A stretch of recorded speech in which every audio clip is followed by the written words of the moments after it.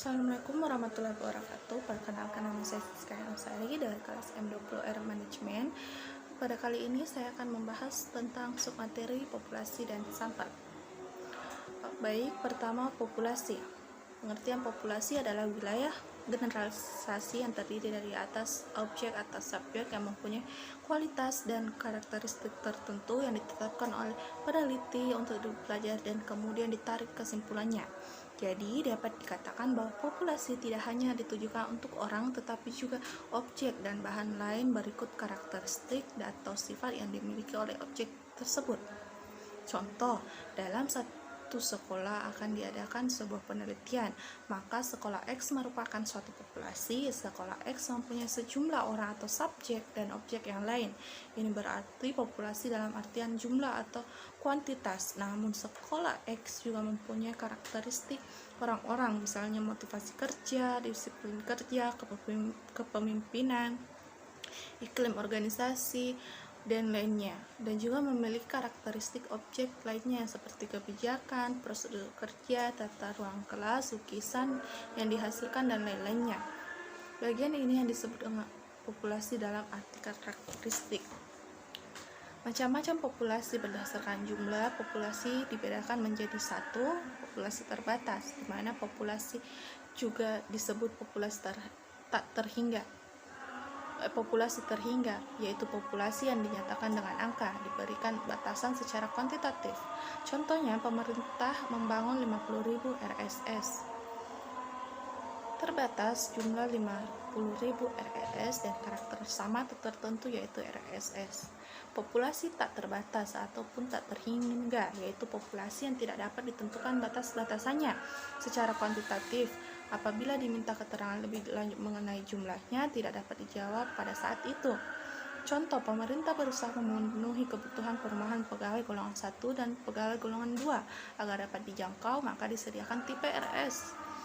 Tak terbatas berapa jumlah pegawai golongan 1 dan 2, karakter sama tertentu RS2.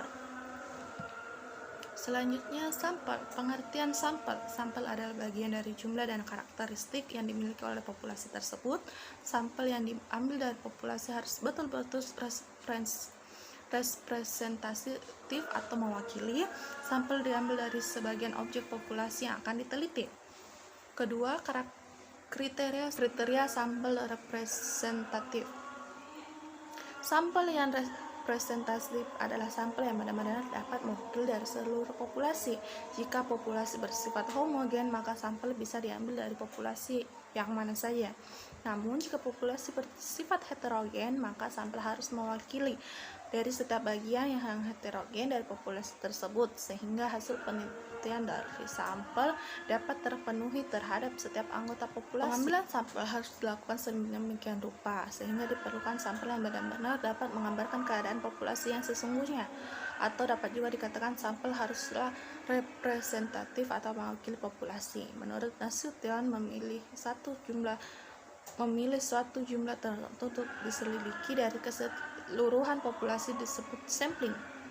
Jadi dapat disimpulkan syarat dan data sampel yang baik, yaitu objektif sesuai dengan kenyataan yang sebenarnya, representatif mewakili keadaan yang sebenarnya, memiliki variasi yang kecil, dan tepat waktu.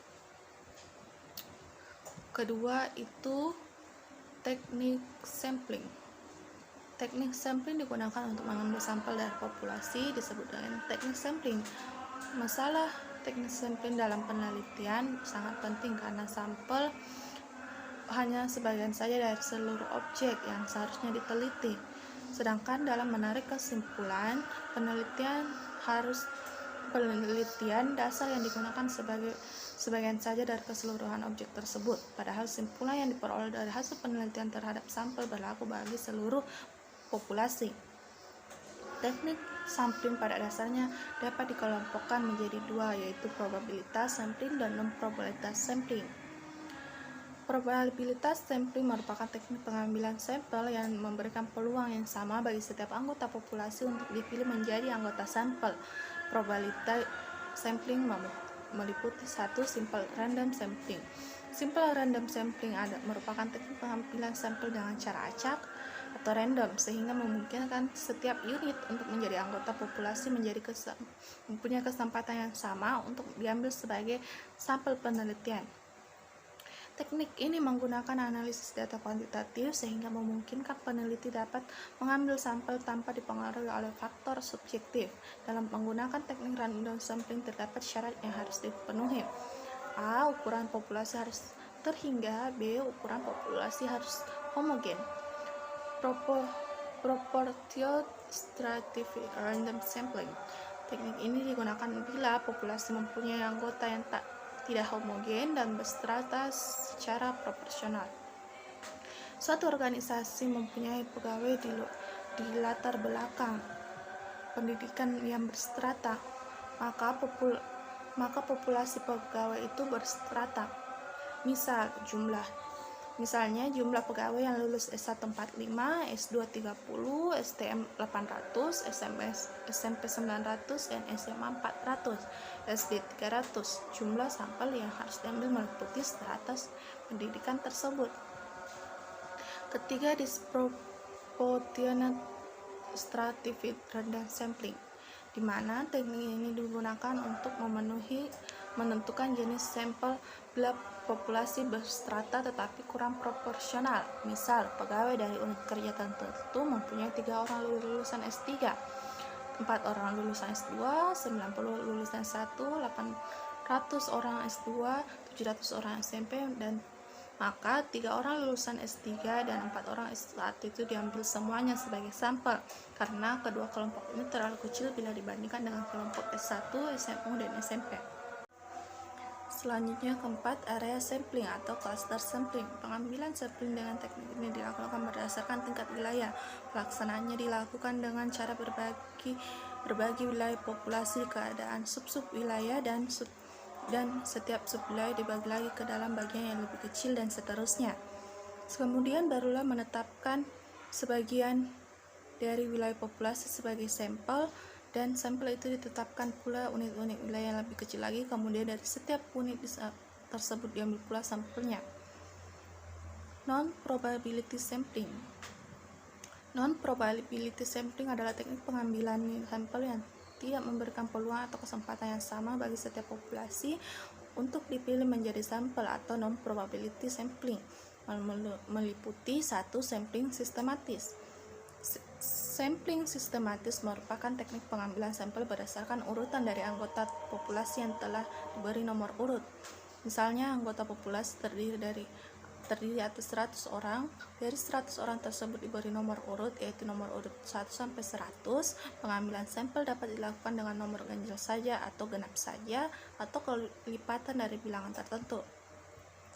Sampling kota adalah teknik untuk menentukan sampel dari populasi yang mempunyai ciri-ciri tertentu sampai jumlah kota yang diinginkan.